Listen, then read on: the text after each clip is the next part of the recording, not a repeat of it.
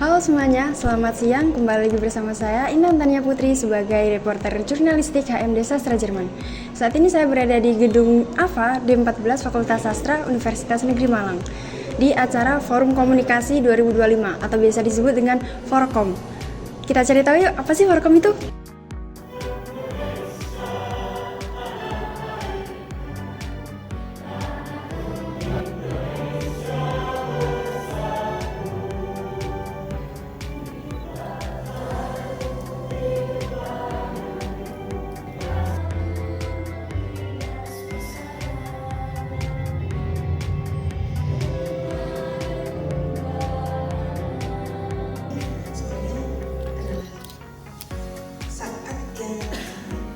Momen yang sangat pas di mana departemen akan mengetahui inputnya mahasiswa, gitu ya.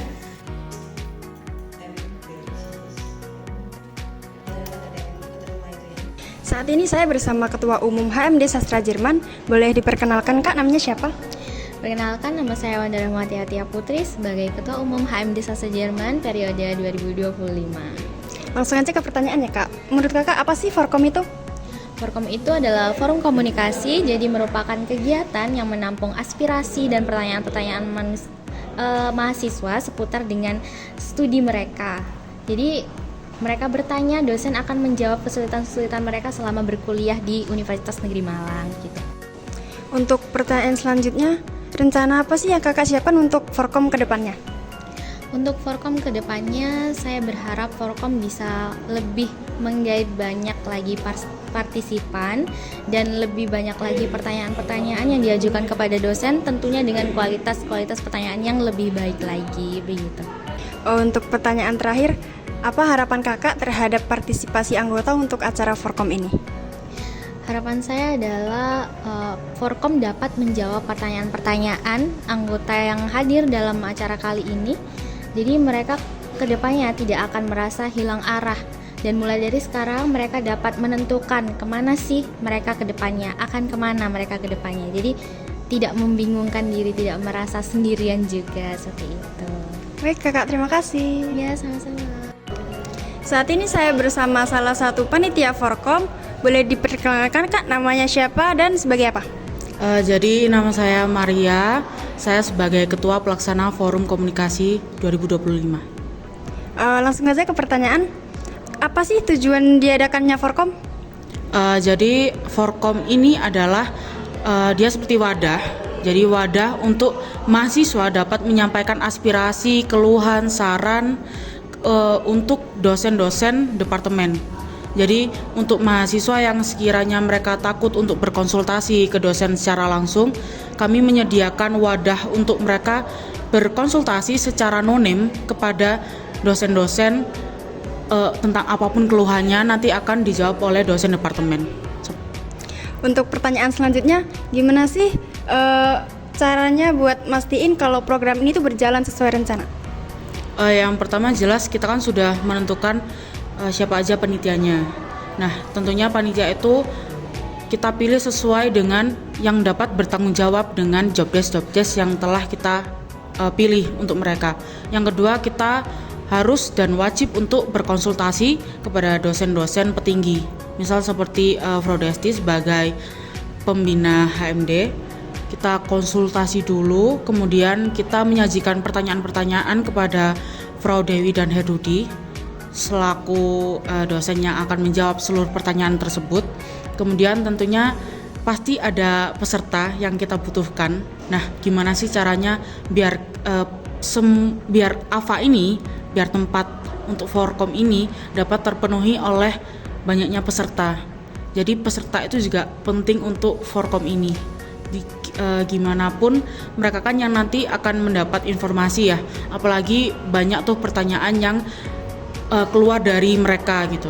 Buat pertanyaan terakhir, mungkin ada nggak sih kendala selama mempersiapkan acara ini dan gimana cara ngatasinnya? Kendala yang paling utama itu ada di miskom. Jadi kita dari awal itu sempat miskom beberapa kali, entah itu dari panitia, dari peserta atau dengan dosennya sendiri. Lalu untuk yang kedua itu sesuai dengan observasi kami, untuk angkatan 23 dan 24 ini pesertanya itu cukup sulit untuk dibujuk.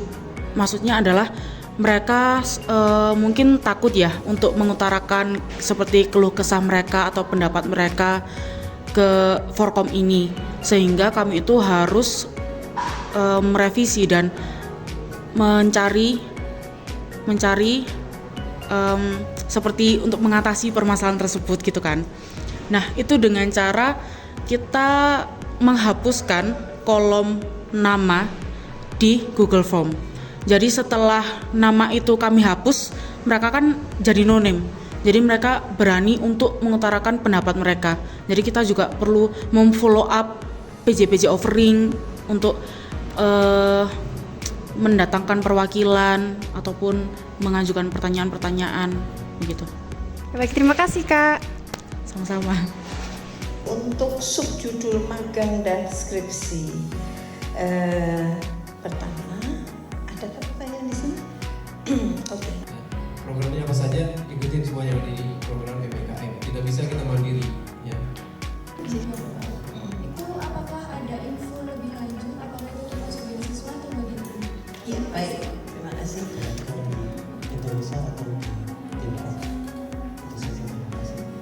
Saat ini saya bersama salah satu peserta Forkom. Boleh diperkenalkan namanya siapa? Perkenalkan, nama saya Salsabila Maulani Sofitri. Saya dari angkatan 24 serta dari Prodi Pendidikan Bahasa Mandarin. Apa sih manfaat kakak buat ikut acara Forkom ini? Manfaat menurut saya, apalagi saya maba ya hitungannya, jadi saya lebih mengerti apa sih konsep dan program-program yang disediakan oleh kampus, terutama dari Departemen Sastra Jerman. Jadi saya lebih mengerti, oh program ini tuh juknisnya seperti ini, terus tata caranya seperti ini, manfaatnya seperti ini, terus apa aja sih yang kira-kira dapat saya benefit dari masuk departemen atau prodi yang saya ambil saat ini begitu. Tujuan kakak apa sih buat ikut Forkom ini? Tujuan pertamanya ya, jujurnya karena disuruh sama dosen, terutama dosen Galul Ausha. Terima kasih sudah menyuruh saya untuk mengikuti forum ini. Lalu untuk tujuan keduanya, saya juga penasaran apa aja sih yang kira-kira bisa saya dapatkan dari mengikuti forum ini, karena dari kemarin-kemarin saya sering mendengar mengenai forum ini yang akan dilaksanakan pada tanggal 21 Maret ya, Jumat. Jadi saya kepo dan juga disuruhnya, ya win-win lah ya istilahnya begitu. Baik, terima kasih Kak. Ya, sama-sama. Sekarang saya bersama peserta yang lain. Boleh diperkenalkan namanya siapa? Perkenalkan, nama saya Farid Duardianto dari angkatan 2023 Prodi Pendidikan Bahasa Mandarin. Untuk pertanyaan pertama, apa sih yang membuat kakak tertarik untuk mengikuti acara Forkom ini? Sebenarnya saya disuruh oleh dosen, tapi saya juga sedikit tertarik mengenai Forkom ini, yaitu mengenai yang dijelaskan dosennya, ada magang dan beasiswa dari prodi yang saya pilih. Untuk pertanyaan selanjutnya, harapan apa nih yang kakak penginkan buat Forkom ke depannya? Harapan yang saya inginkan adalah lebih interaksi antara pembicara dan pendengar supaya lebih baik lagi, dan mungkin banyak pertanyaan yang ingin disampaikan, jadi pertanyaannya kurang banyak yang disampaikan oleh anak-anak itu, dan cukup bagus sih untuk yang sekarang, cukup dipertahankan saja. Baik, terima kasih Kak. Sama-sama. Nanti malah nggak belajar apa-apa gitu ya. Jadi nanti semester 5 atau semester 6 itu magang atau AM, terus setelah itu nanti kalau di semester 8 dikeluarkan. Departemen hanya merekomendasikan magang dalam negeri saja atau merekomendasikan magang di luar negeri, tempat-tempat saja yang disarankan oleh pihak departemen.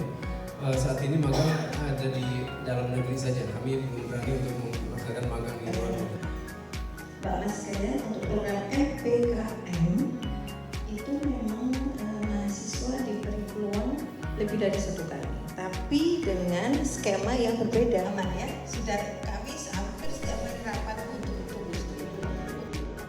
Sekian reportase Forkom 2025. Saya Intan Tania Putri pamit untuk undur diri. Sampai jumpa di Forkom selanjutnya. Bye-bye.